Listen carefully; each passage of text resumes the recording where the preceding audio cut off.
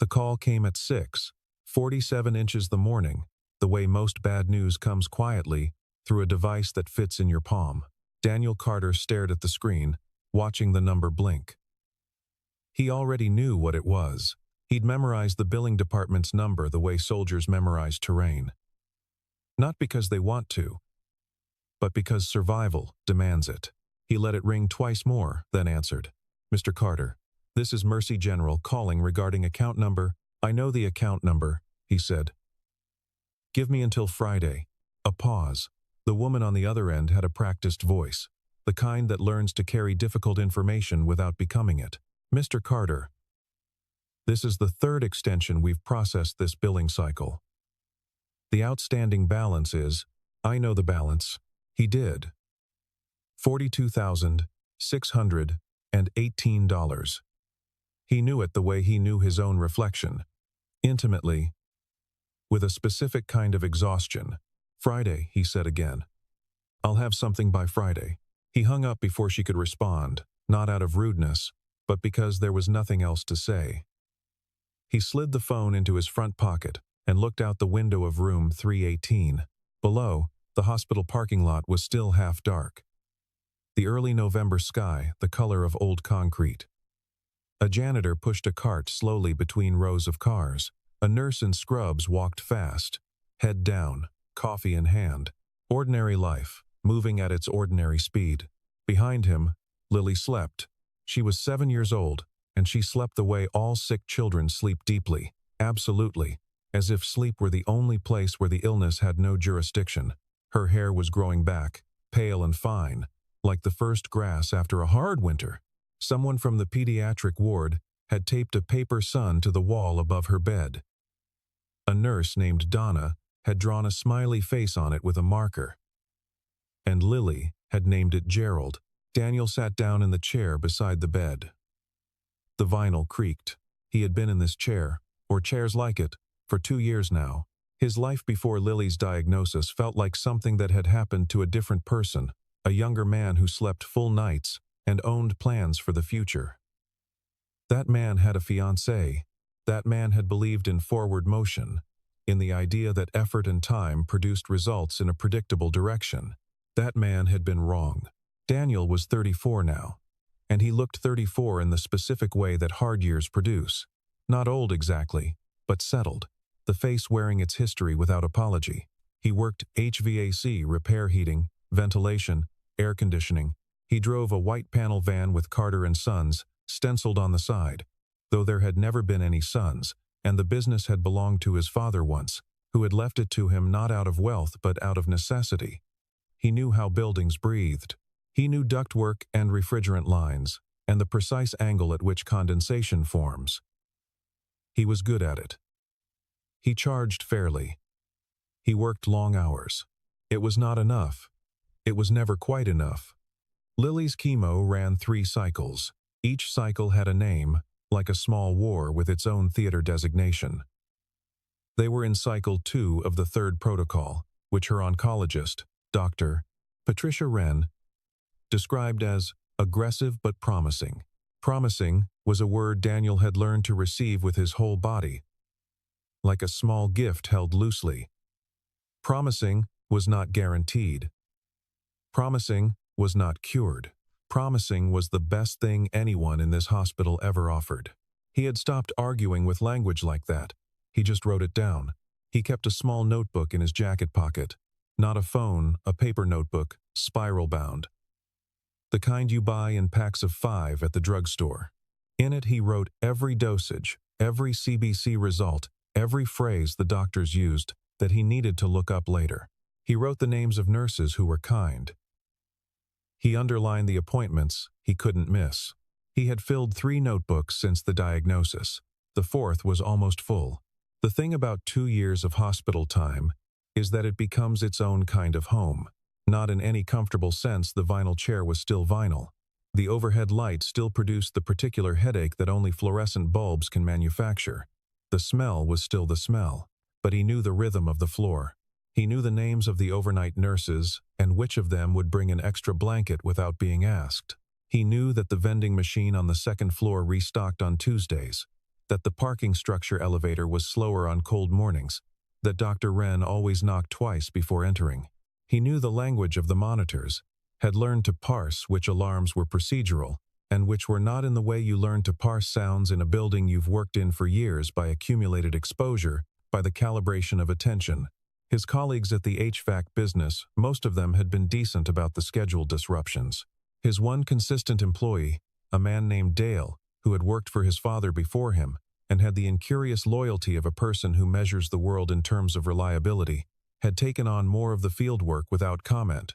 Daniel had come close, twice, to telling Dale that the situation might not be sustainable. Both times Dale had responded by showing up early the next morning and not discussing it. He owed Dale a raise he couldn't yet afford. He wrote it in the notebook. Under the CBC results, under the appointment reminders, raise for Dale, do not forget. Lily stirred. Daddy, I'm here. She didn't open her eyes. Her hand moved across the blanket until it found his forearm. And she pressed it there, not grasping, just resting. He put his other hand over hers. Is it morning? Almost. Did you sleep? He looked at the chair, at the pillow folded on the armrest. A little. She accepted this the way she accepted many things, with a child's particular mercy, which is not the mercy of not understanding, but of choosing not to press. After a while she said, without opening her eyes, Daddy, do people come back when they leave? The question arrived in the quiet room, like something dropped from a height. He felt it land. He thought about Emily Ross. He always thought about Emily Ross, the way you think about weather that already passed, not with longing exactly, but with the residue of a thing that shaped you without your permission. Sometimes, he said, do you think the ones who leave mean to? He was quiet for a long moment. I think, he said carefully, that people mostly do the best they can with what they understand at the time. And sometimes what they understand is wrong. Lily considered this. That's sad, she said. Yeah, he said. It is. She fell back to sleep. He sat there until the room filled with the gray light of morning, holding her hand, listening to the hospital breathe around them. His phone lit up at 10:22 a.m. He was in the parking lot, sitting on the rear bumper of the van, eating a gas station sandwich that tasted like the plastic it had been wrapped in.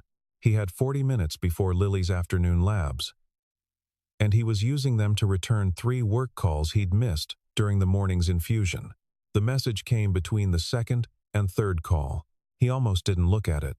He had trained himself not to check every notification, having learned years ago that the reflex produced mostly noise. But the number was flagged.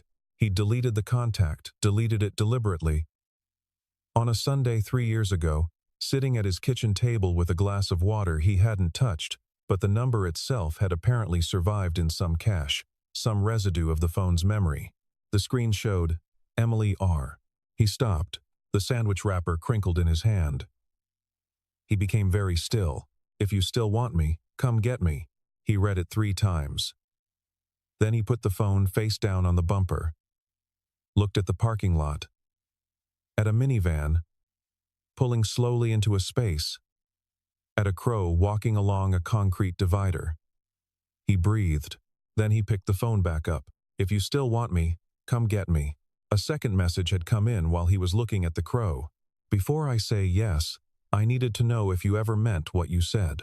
He sat with that for a long time. Before I say yes, he knew, somewhere in the back of his mind where he kept information he hadn't decided how to feel about, that Emily was getting married today. He'd seen it 3 weeks ago, not on social media, but on a society page his colleague Pete had forwarded as a joke. Ross family announces wedding of Emily Ross and Victor Hale, senior partner, Hale Capital Group. There had been a photograph, Emily in a cream blazer, standing beside a man who looked assembled, rather than grown, everything about him, calibrated to project a specific kind of authority. Daniel had looked at the photograph for approximately 10 seconds. Then he'd closed it. He opened his call log now, found the number, dialed before he could think about it. It rang 4 times and went to voicemail. Her voice on the recording was exactly the same. This shocked him. For reasons he couldn't have articulated, the idea that a voice could remain unchanged, while everything it had once said to him had been proven false or uncertain or incomplete. He hung up without leaving a message. He was still sitting on the bumper when his phone rang. Not Emily's number. The main hospital line, the ward extension. Mr. Carter, Dr. Wren wanted to let you know the afternoon labs are pushed to 1:30. Lily is resting comfortably. No changes. Okay, he said. Thank you. He hung up.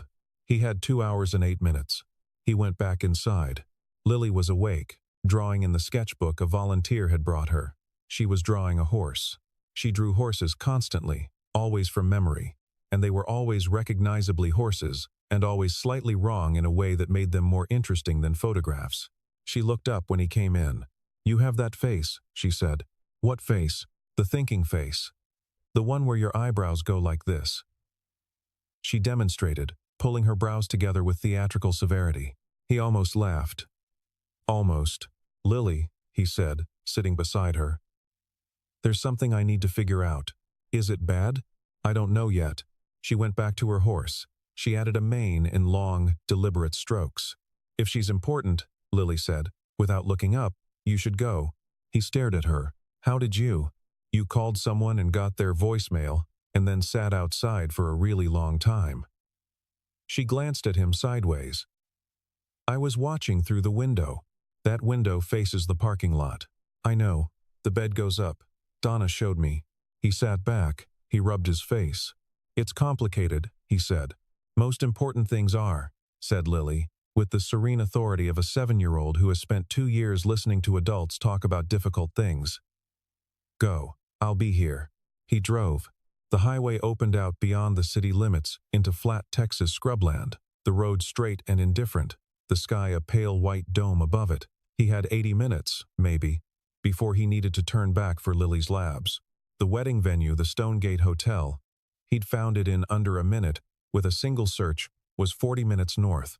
He drove and he thought, which was its own kind of arriving. 3 years ago, he and Emily Ross had been engaged. It had not been the obvious kind of love story, the kind with clear logic and clean causality. Emily Ross was the eldest daughter of the Ross family, which meant in practical terms that she was expected to carry a certain weight of inheritance, not just financial, but social, directional. Her mother, Helena Ross, was the kind of woman who approached every room as a coordination problem to be solved. Her father, Charles, was genial and largely absent in the way that very rich men can afford to be. Emily had been studying for her MBA when she and Daniel met. He'd been called to fix the HVAC system in her building a mid-rise in downtown Austin, and she'd been the one who let him in because the property manager was unreachable. She'd offered him coffee and then stayed to talk, not out of politeness exactly, but out of what he later understood was genuine curiosity. She had wanted to know how things worked. They talked for 2 hours. He fixed the unit. She called him the following week, ostensibly about a thermostat. He had never been naive about what their relationship meant to her family. He knew the weight of the disapproval. He could feel it in every silence at family dinners, in the careful architecture of Helena Ross's compliments, which always contained within them the implication of its inverse. Daniel's so good with practical things, she had once said, and the word practical had been deployed like a blade wrapped in silk. Emily had always maintained that it didn't matter what her family thought. He had believed her. He had believed a lot of things. Then, 6 weeks before their planned wedding, he received an email. He'd thought about that email so many times over 3 years that it had become worn, like a photograph handled too often. The email appeared to be from Emily's personal account. It was brief. It said, essentially, that she had decided she wasn't ready, that she had been pressured into the engagement, that she thought it was better to end things before they both made a mistake. He had read it standing in his kitchen at midnight. He had replied once. The reply bounced. He had called. The call didn't connect. He had driven to her apartment and found it empty. She'd moved out, taken her things, left no forwarding information. He had called her mother's number, and Helena Ross had told him, in a voice precise and crystalline as cut glass, that Emily needed space, and it would be best if he respected that. He had respected it. He'd had no other option. What he had not known, what he was only beginning to understand now, 3 years later, driving north on a highway, with the November sky pressing down flat above him, was that Emily had received her own message around the same time. Not from him, from someone purporting to be a mutual acquaintance, delivering what appeared to be evidence that Daniel had taken money from her family to end the relationship voluntarily. A payment. A signed statement. Documents that looked real because they had been made to look real. He had learned this not from Emily, but from a man named Glenn Pierce, a former college friend of Emily's, who had reached out 8 months ago via email.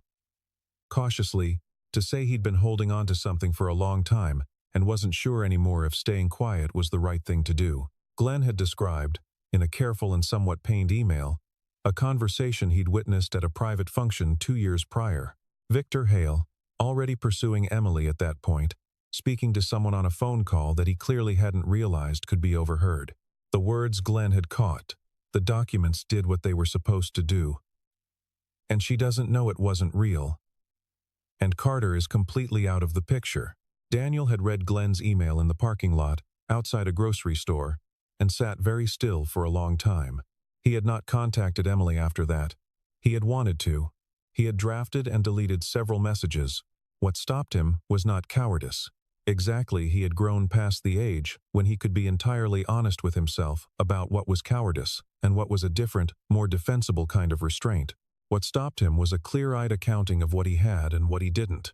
What he had: a sick daughter, a mounting debt, a business running on thin margins in its 3rd year. What he didn't have: certainty. The kind of certainty that would have been necessary to walk back into Emily Ross's life and say, I believe something was done to us not as an accusation, not as a bid for sympathy, but as an offering, as something they could look at together. He didn't have that certainty. Glenn's email was an overheard phone call, relayed second-hand, by a man who had sat on it for 2 years. It wasn't nothing, but it wasn't the kind of thing you hand to a person who is living their life and say, here, carry this. And there was something else. Something he hadn't allowed himself to examine too closely. He had been afraid, not of rejection, not of looking foolish, those were manageable. He'd been afraid of something smaller and more specific. The possibility that he'd show up and she'd be fine, that she'd have arrived at her life without him, the way water arrives at the sea without the river necessarily mattering. And that whatever they'd had would have been something only he was still carrying. That fear was small, but it had weight, the way small stones have weight when you carry them long enough. But then the message, 10:22, 7 words, if you still want me, come get me, which meant she was not fine. Which meant she had been carrying something too. Lily's 3rd relapse had come 3 weeks after Glenn's email, and everything that was not Lily had contracted to the periphery, to the territory of things he could not afford to spend himself on yet. Until this morning. Until 10:22. He checked the time on the dashboard. 11:41. He pressed the accelerator. He pulled off the highway at the first rest stop and sat with the engine running. He had Glenn's email on his phone. He had screenshots he'd taken, a screenshot of the email address, the specific language. He had no way to verify the documents Victor had fabricated, not today, not in the next 40 minutes, but he had enough to say, this is what I know, and that felt different from nothing. That felt like a fact he could carry into a room. He called Dr. Wren's nurse line. This is Daniel Carter, Lily's dad. Is she okay for the next 2 hours? Let me check. A brief hold. She's stable, Mr. Carter. Dr. Wren moved labs to 2. You have time. Thank you. He sat a moment longer. On the seat beside him, in the cup holder, was the small bracelet Lily had pressed into his hand before he left the room. She'd made it from those plastic bead kits that the Child Life volunteers distributed. The ones that came in little sealed bags with instructions.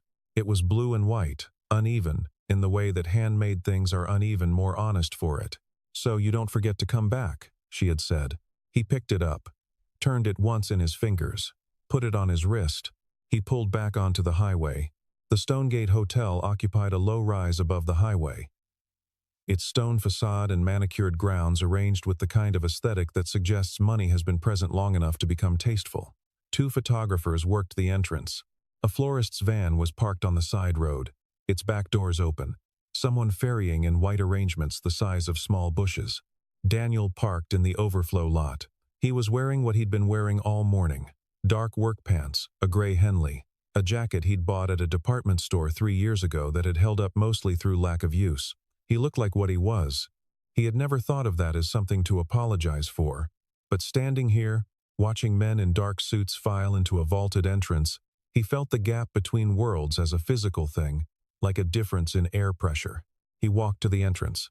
Inside, through the glass doors, he could see the atrium white flowers banked along every surface. Chandeliers lit despite the midday light, round tables visible through interior doors beyond which the ceremony was likely already underway. A woman with a tablet stood just inside the entrance, flanked by a man in a dark suit who was clearly employed not for his knowledge of seating arrangements but for his size. Daniel reached the door.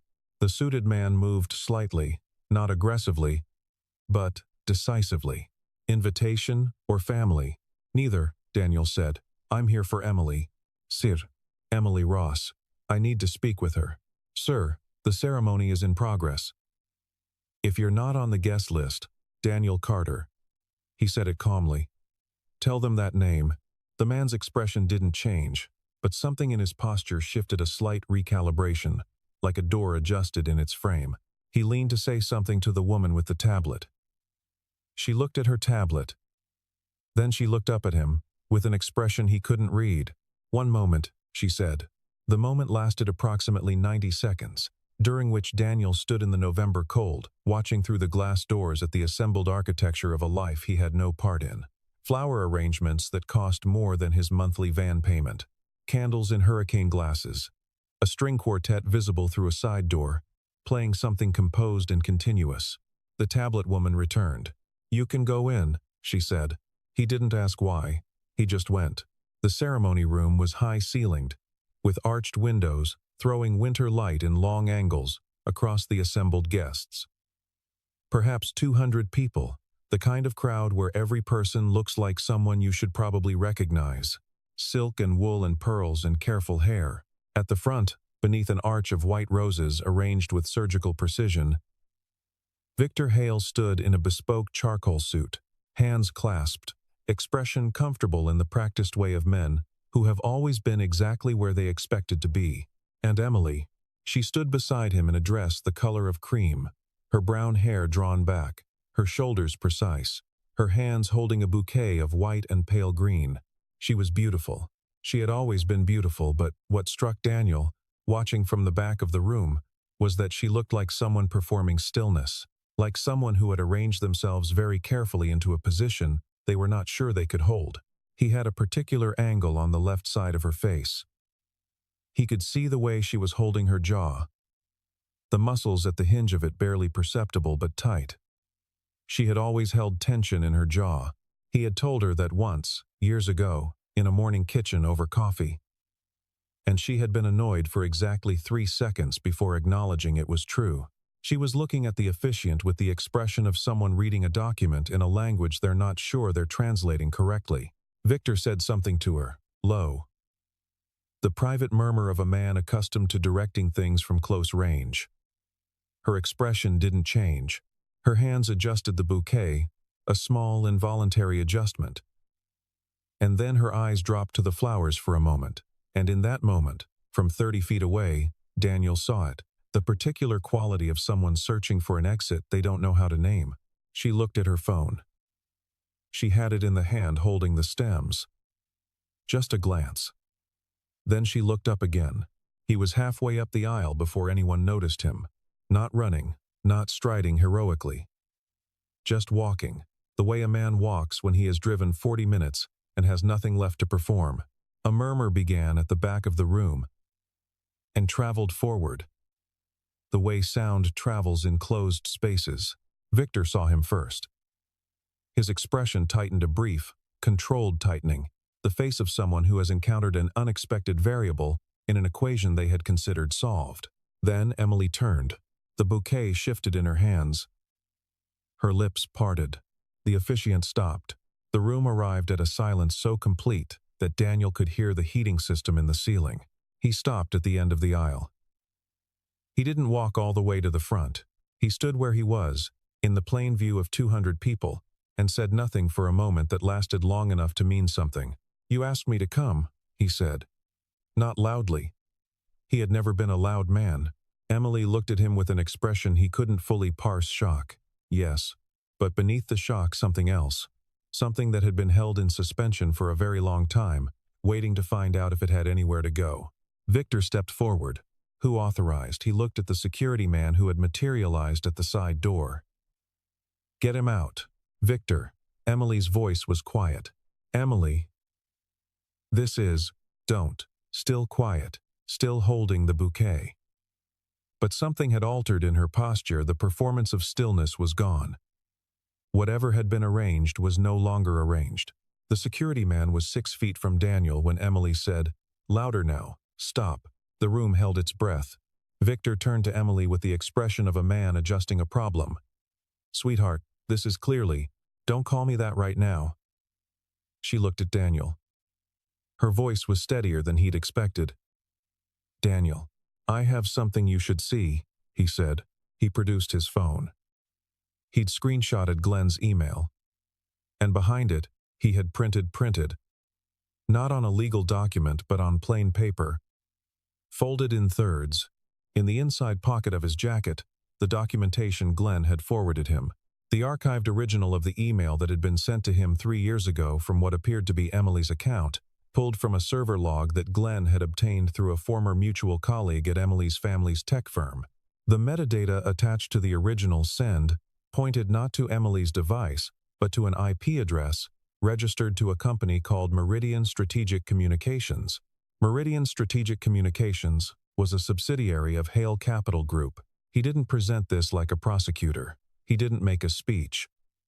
He walked to the front past Victor, who went rigid but did not move, perhaps calculating, and he handed Emily the papers. She read them. The room was very still. The string quartet had abandoned any pretense of continuing. He watched her read. He watched the color in her face shift.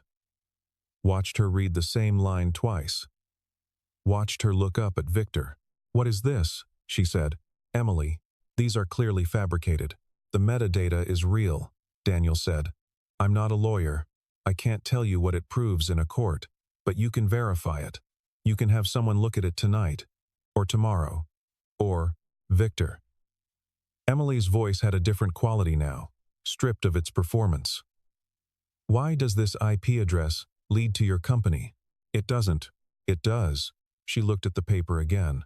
Her hands were not shaking, but they were deliberate in a way that they hadn't been 30 seconds ago, as if she was consciously preventing them from something. "It does.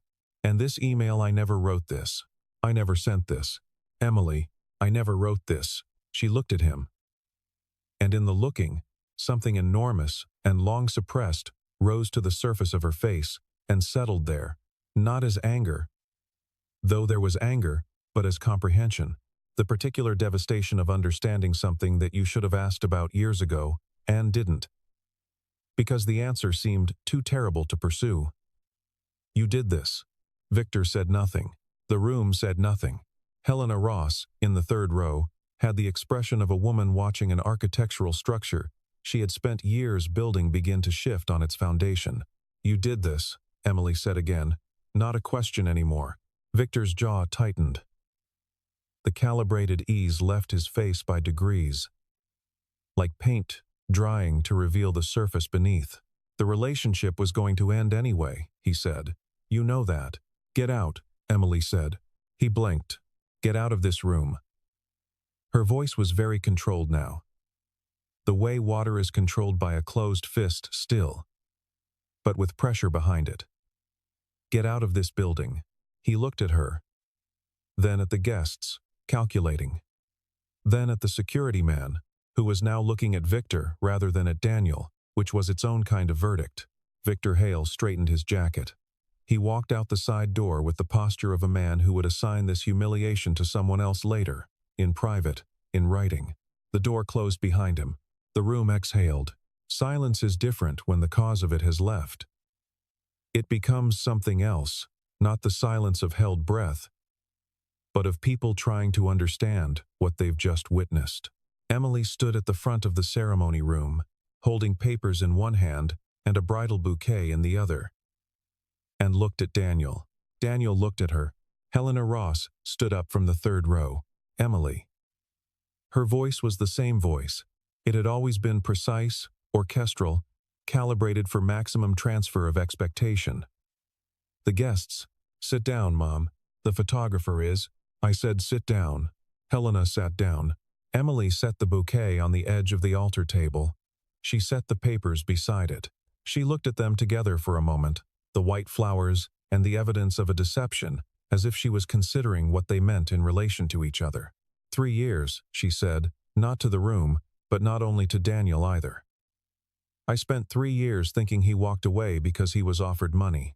I spent 3 years thinking I wasn't worth more than whatever they paid him. She paused. I shaped a whole part of my life around that being true. She looked up at Daniel. I'm sorry, she said. He was quiet for a moment. You didn't know, he said. I should have asked. I should have pushed. I should have. She stopped. It doesn't matter what I should have done. I didn't.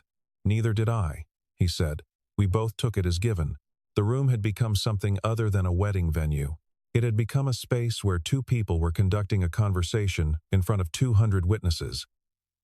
And the witnesses seemed collectively uncertain about whether they should be there, but were also, in the way of human beings, deeply unwilling to leave. Then Daniel's phone rang. He looked at it, apologetic, instinctive, and stopped. The screen said, Lily. Mercy General. He answered immediately. Hey. Lily's voice came through, thin and high, and immediately recognizable. She sounded tired in the way she always sounded after a long morning. But she sounded like herself. Hi. Did you find her? I found her. Is everything okay? He looked at Emily, who was watching him with an expression he hadn't expected to see from across the architecture of 3 years and a shattered wedding. Not caution. Not calculation. Something more open than that. It's going to take a while to sort out, he said into the phone. But yeah, I think it might be okay. Good. A pause. Donna says, I can have a smoothie. If my labs are good, I'll be there for the labs. You have time. My results aren't until 2. Another pause. She can come, you know. If she wants. He looked at Emily. Emily looked at him. I'll tell her, he said. He went outside. He'd told Emily he would be in the parking lot, and then he'd left. Not dramatically, not waiting for her to follow him.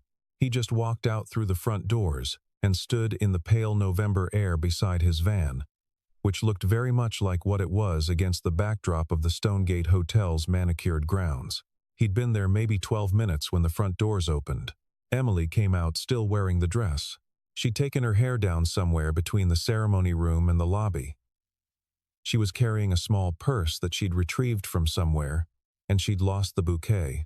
She walked across the parking lot toward him, and her footsteps on the asphalt sounded very ordinary, very human, very different from what everything about this day had been suggesting. She stopped a few feet from him.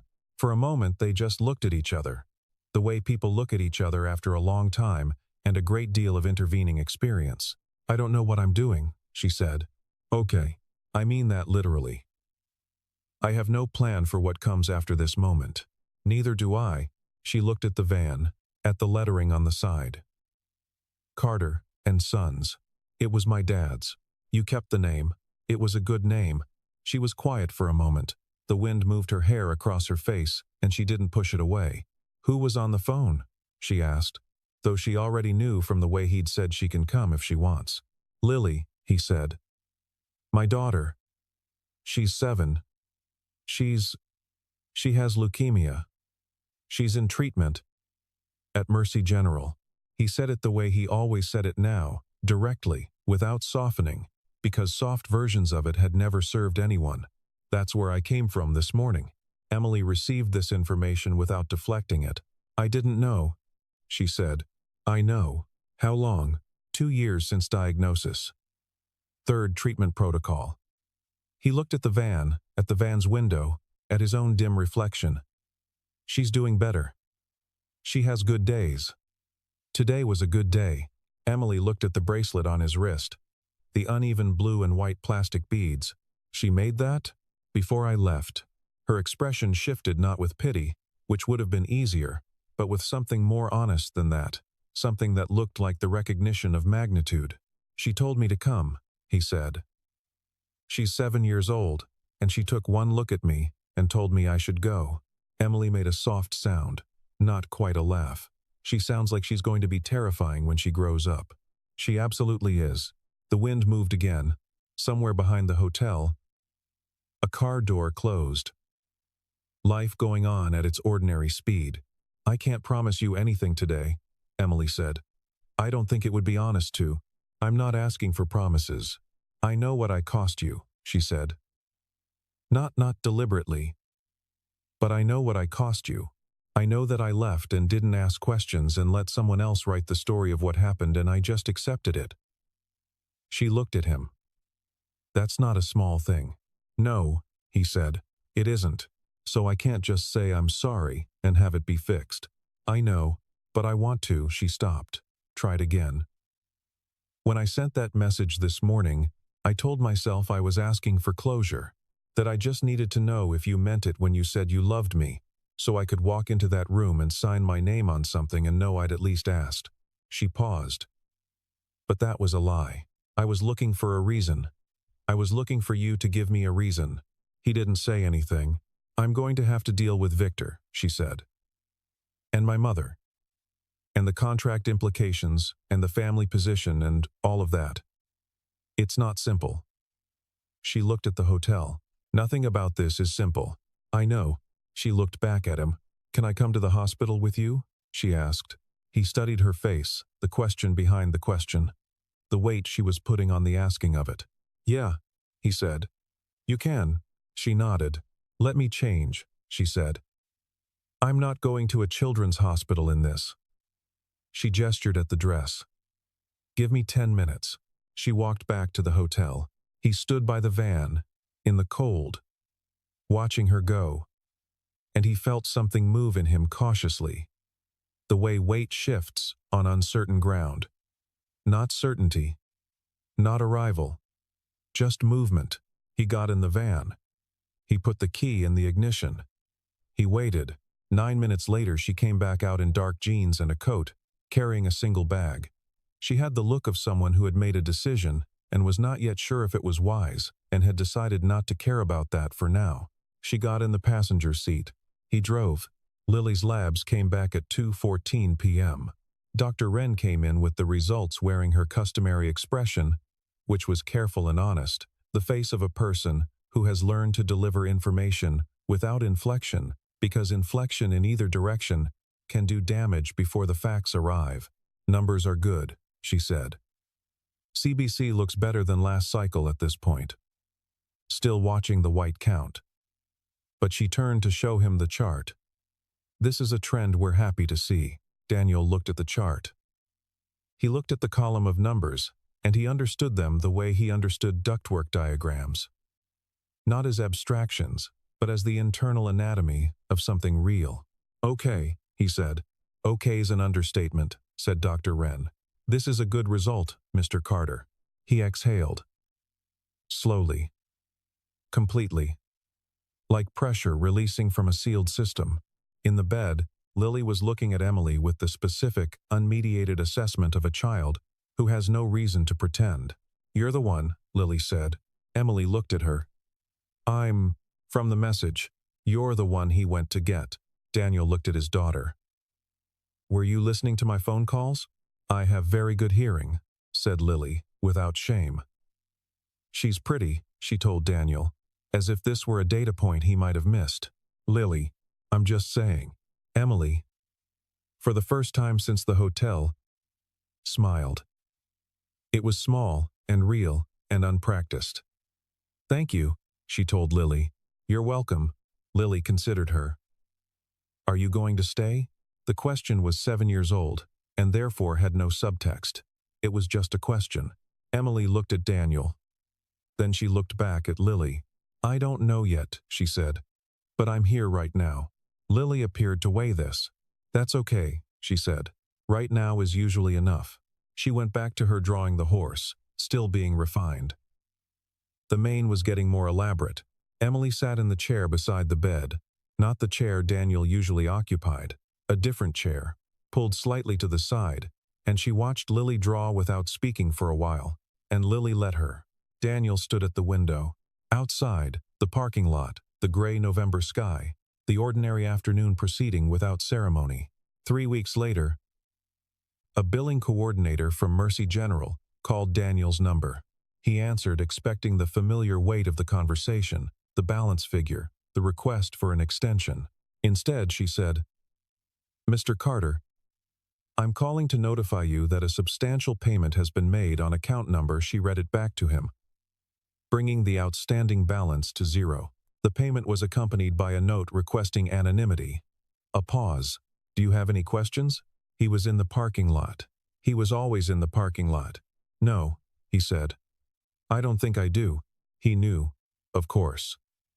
He had told Emily, once, in passing, not as a request, just in the way you tell someone the true size of a thing when the pretense of minimizing it becomes more exhausting than honesty. He had told her the number. 42,618. She had said nothing. Asked nothing.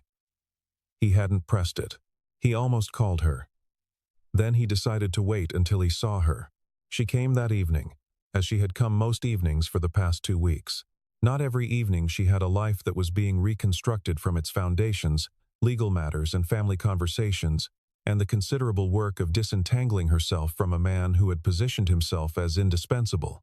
Victor Hale had not made the disentanglement easy. He had resources, and he had used them not dramatically, not publicly, but in the way that men with lawyers and patients use such things, slowly, with paperwork, in language that suggested consequences without naming them outright. Emily had named a lawyer of her own. She had named 2. Actually, one for the personal contract implications, and one for what she was increasingly describing to Daniel in the clipped and precise language of someone who has had to become businesslike about their own injury, as the fraud piece, the emails, the fabricated documentation, the campaign to remove him from her life. Her mother had not spoken to her in 11 days. "She'll come around," Emily had said, in the flat tone of someone who knows this to be statistically probable, but has stopped needing it to be soon. Daniel had not offered an opinion on Helena Ross. He suspected that any opinion he offered would be accurate. And accuracy was not always what someone needed in the week after their mother stopped speaking to them. He came when she could. She texted when she couldn't. She did not make promises beyond what she could see clearly in front of her. It was, he had decided, the most honest thing she could have offered him. When she arrived, he was in the hall, and he looked at her in her dark coat and he said, "You didn't have to do that." She looked at him steadily. "I know. I can't," he stopped. Started again. "I'm not in a position to turn it down. I want to be honest with you about that. But I need you to understand that I'm not Daniel." Her voice was even. "I'm not buying my way back in. I'm not trying to." She held his gaze. "I'm trying to remove an obstacle that shouldn't exist. That's all." He looked at her. The hall was the color halls are in hospitals, not unpleasant, but stripped of ambiguity, everything functional and plain. She looked, in this light, the way she had looked on that first afternoon in the building on Congress Avenue when she'd handed him a coffee and asked how he knew where the problem was before he'd opened anything. Pattern recognition, he had told her. You learn what healthy sounds like, and then you listen for what doesn't match. She had written that down in a small notebook, which had surprised him. He had thought about that a lot, over the years. "Okay," he said. "Okay," she said. They stood in the hospital corridor. The fluorescent lights humming above them. Someone's cart squeaking past at the far end of the hall. "I'm not the same person," he said, "from before. Neither am I. I'm not going to pretend that what happened didn't happen. I'm not asking you to. I need things to be slow." She nodded. "I know what slow looks like." He studied her face. In 3 weeks he had grown accustomed to it again in a new way, not the face he'd memorized before.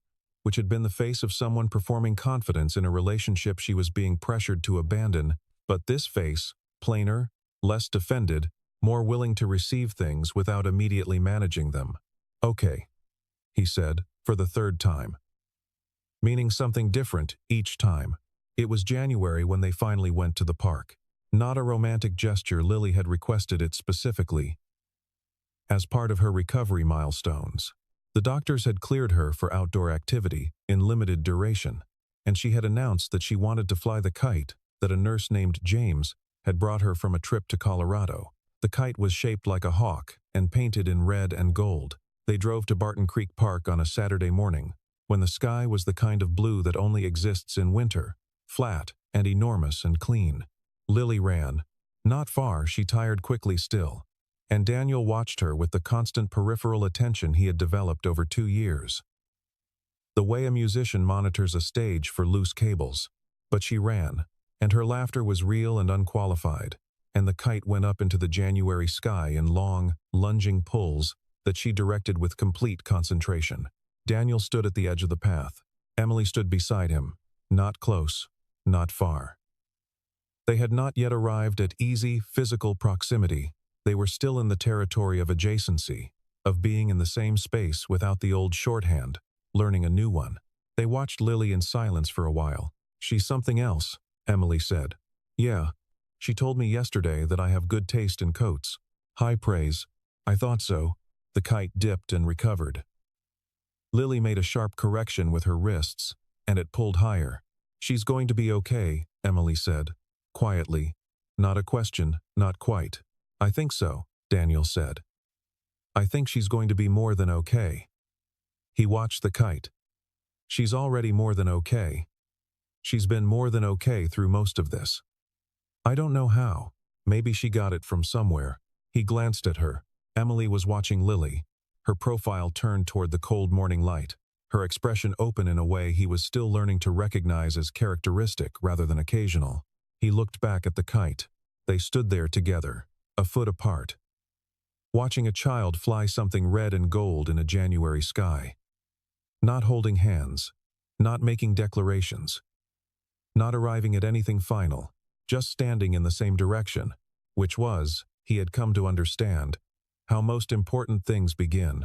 Not a fairy tale, not the story of a love restored to its original form, as though 3 years and loss and illness and deception were circumstances to be overcome, rather than facts to be absorbed and carried. Not a happy ending in the sense of an ending at all.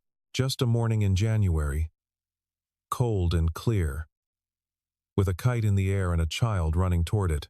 Just 2 people standing close enough to feel the same wind. That was enough to start.